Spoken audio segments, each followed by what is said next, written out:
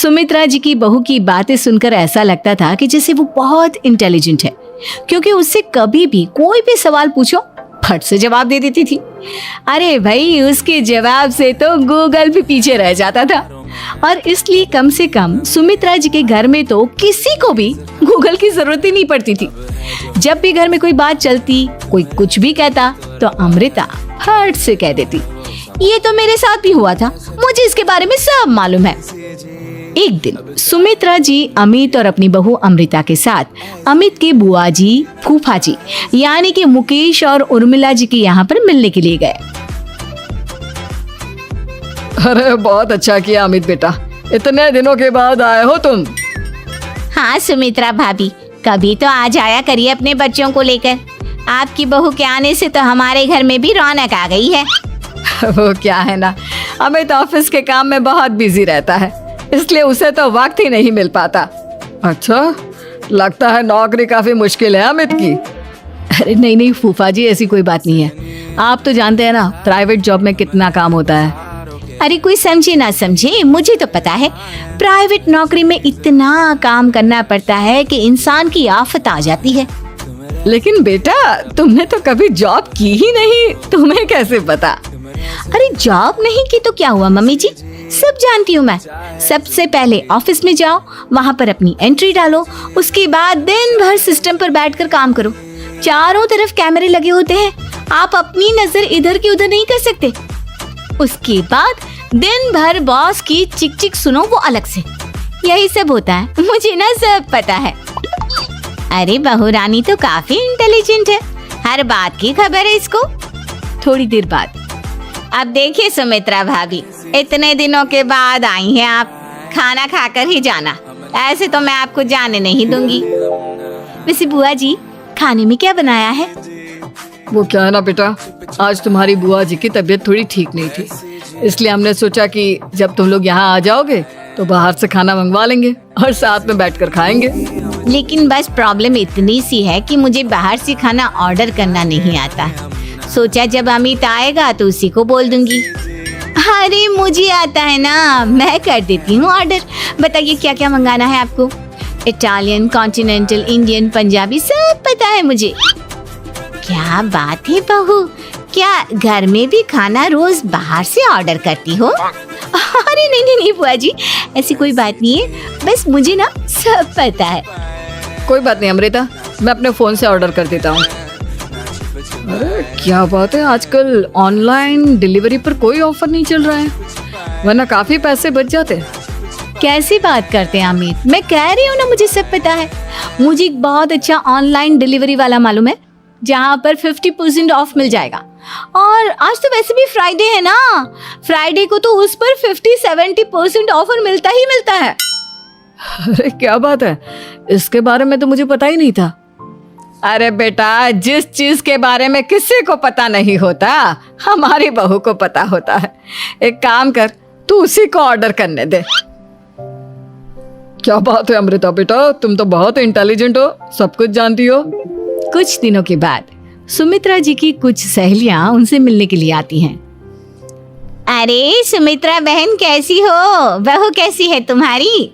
अरे पूछिए मत, बहुत इंटेलिजेंट है मेरी बहू, सब कुछ जानती है। क्या बात है, बहू के आने के बाद तो औरतें दुखी हो जाती है, लेकिन तुम तो बहुत खुश लग रही हो। वो क्या है ना, मेरी बहू है ही इतनी अच्छी। अरे तो बुलाओ ना, हमारे साथ बैठेगी, बातें करेंगी तो हमें भी अच्छा लगेगा। सुमित्रा जी अमृता को बाहर बुलाती हैं और उसके बाद सब लोग बातें करने लगते हैं। क्या बताऊं, कुछ दिनों से घुटनों में इतना दर्द हो रहा है कि चला भी नहीं जाता। अब बुढ़ापे में तो ये सब चलता ही रहता है, क्या कर सकते हैं। आंटी जी, आप योगा करिए, योगा और साथ में ना काले तिल खाया करिए, आपके घुटनों का दर्द भाग जाएगा। लेकिन तुमको ये सब कैसे पता बेटा? अरे मेरे भी घुटनों में दर्द होने लगा था, मैंने योगा किया और काले तिल के साथ गुड़ मिलाकर उनके लड्डू बनाकर खाए, एकदम ठीक हो गए हैं मेरे पैर। अमृता, ये तुम क्या कह रही हो? इतनी कम उम्र में तुम्हारे पैरों में दर्द कैसे हो सकता है? अरे मम्मी जी, सच कह रही हूँ, एक बार अगर कोई ये नुस्खा अपना लेना बस मजा आ जाए। ठीक है बेटा, अगर तुम कहती हो तो मैं ये करके देखती हूँ। मुझे सब पता है आंटी जी, ये मेरे साथ हो चुका है, इसीलिए तो बता रही हूँ मैं आपको, ऐसे नहीं बताती किसी को। कुछ दिनों के बाद अमित अमृता को अपने दोस्तों के साथ घूमने के लिए ले जाता है। क्या यार, क्या जिंदगी हो गई है। सारा दिन ऑफिस का काम करते रहो, अपनी हेल्थ पर तो ध्यान ही नहीं दे सकते। अरे क्यों नहीं दे सकते अपनी हेल्थ पर ध्यान? सब दे सकते हैं, इंसान चाहे तो कुछ भी कर सकता है। क्या बात है भाभी, आप इतनी श्योरिटी के साथ कैसे कह सकती हैं? अरे आजकल ना एक से एक एप्लीकेशन है मार्केट में, और जानते उसमें कुछ एक्सरसाइज तो ऐसी बताते हैं जिन्हें आप अपने ऑफिस में बैठे बैठे, मेरा मतलब लैपटॉप पर काम करते करते भी कर सकते हैं। अमृता, ऐसी एक्सरसाइज के बारे में तो मुझे भी नहीं पता था, तुम्हें कैसे मालूम? अरे मुझे सब पता है, हर चीज की खबर रखती हूँ मैं, जानते हैं ना आप। लेकिन ऐसी कौन सी एप्लीकेशन है और ऐसी कौन सी एक्सरसाइज है भाभी? एक मिनट, मैं आपको अपने मोबाइल में दिखाती हूँ। अरे वाकई में भाभी तो सही कह रही हैं। देखो यार, इसमें कितनी अच्छी एक्सरसाइज दिखाई गई है। अपनी चेयर पर बैठे बैठे एक्सरसाइज भी कर लो, काम भी और हेल्थ भी। वाह भाभी वाह, मजा आ गया। लेकिन अमृता, तुम्हें इस बारे में कैसे पता? अब मेरे साथ जो चीज हो चुकी है उसके बारे में तो मुझे पता होगा ही ना अमित। मतलब तुम कब ऑफिस में काम करने गई जो तुमने ऑफिस करते करते एक्सरसाइज की? मैं जो किचन में काम करती हूँ अमित, घर के काम, वो किसी ऑफिस के काम से काम है क्या? बस मैं भी वो सब करते करते इनमें से कुछ एक्सरसाइज ट्राई कर लेती हूँ, इसीलिए मुझे सब पता है। सही है यार, तुम तो बहुत इंटेलिजेंट हो। कुछ दिनों के बाद, ये क्या है? एक दोस्त ने मेरे साथ एक मजाक किया है, लेकिन समझ में ही नहीं आ रहा। अरे बेटा, तो अमृता से पूछ लेना, उसके पास कोई ना कोई जवाब जरूर होगा। ठीक कहती है मम्मी जी, मैं सब जानती हूँ। लेकिन अमृता, ये थोड़ा मुश्किल है, सोच लो। मेरे लिए कुछ भी मुश्किल नहीं, दुनिया की कोई भी पहेली हो मैं चुटकी में सॉल्व कर लेती हूँ। अच्छा ठीक है, देखो मेरे दोस्त ने मुझे एक खाली पेपर दिया है और कहा है कि इस पर उसने मेरे लिए कुछ मैसेज लिखा है। अब एक बात बताओ यार, खाली पेपर पर, I mean, जिस पर कुछ भी नहीं लिखा हुआ, उसे मैं कैसे पढ़कर बताऊं? अरे बस इतनी सी बात, इसे तो मैं चुटकियों में सॉल्व कर दूंगी अमित। लेकिन कैसे बहू? इस पेपर पर तो वाकई में कुछ नहीं लिखा हुआ, एकदम खाली पेपर है, कैसे, क्या पढ़ोगी तुम? अमित, एक छोटा सा काम करो, जल्दी से एक मोमबत्ती लेकर आओ। अरे बहू, पेपर में आग लगाने का इरादा है क्या? नहीं मम्मी जी, इस पेपर पर अमित के दोस्त का लिखा हुआ मैसेज पढ़ने का इरादा है। अमित कैंडल लेकर आता है। अब ना बस इस पेपर को धीरे धीरे कैंडल के ऊपर घुमाते रहो, देखना 2 ही मिनट में मैसेज आपकी आंखों के सामने होगा। अच्छा ठीक है, मैं ऐसा करके देखता हूँ। 2 मिनट के बाद, अरे वाकई में इस पर तो अक्षर बनने लगे, लेकिन ये हुआ कैसे? और अमृता, तुम्हें कैसे पता? बहुत सिंपल है मम्मी जी, अमित के दोस्त ने नींबू के रस से मैसेज लिखकर उसे सुखा दिया। आप अगर मैसेज पढ़ना हो ना तो पेपर को आग के सामने ले जाओ और लेटर्स अपने आप उभर कर आ जाते हैं। वाह बहू, लेकिन तुम ये सब कैसे जानती हो? अरे मम्मी जी, जब मैं छोटी थी ना तो अपनी सहेलियों के साथ ऐसे ही गेम खेला करती थी। ये तो मेरे साथ कितनी बार हो चुका है, मुझे सब पता है। थैंक यू यार अमृता, तुम्हारी वजह से हमें कुछ भी सोचने की जरूरत ही नहीं पड़ती, तुम सब कुछ बता देती हो। कुछ दिनों के बाद सुमित्रा जी को अमृता के प्रेग्नेंट होने की खुशखबरी मिलती है और सुमित्रा जी अमृता को डॉक्टर के यहाँ लेकर जाती है। देखिए सुमित्रा जी, आपकी बहू की तबीयत बिल्कुल ठीक है, किसी भी तरह की चिंता करने की कोई जरूरत नहीं है, लेकिन हाँ, उनको आयरन वाली डाइट खाने की बहुत जरूरत है। ठीक है डॉक्टर साहब, आप बता दीजिए मैं अपनी बहू को क्या क्या खिलाऊं ताकि उसकी तबीयत ठीक रहे और आने वाले बच्चे की भी।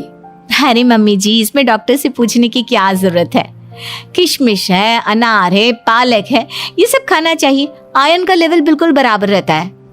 अरे वाह, आपकी बहू तो सब कुछ पहले से ही जानती है। ये तो बहुत अच्छी बात है। देखो, आयरन के साथ तुम्हें कैल्शियम भी खाना होगा, जानती हूँ मैं, अगर आयरन की खाली सप्लीमेंट लेते हैं और कैल्शियम नहीं लेते तो बॉडी उसे अच्छे से एब्जॉर्ब नहीं कर पाती। सब पता है मुझे। बहू ये भी मालूम है?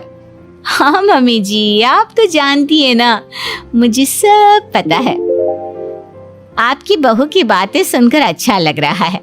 मुझे ऐसी बहुत कम लड़कियां मिलती हैं जिन्हें इतनी नॉलेज होती है, सारे सवालों के जवाब देती है।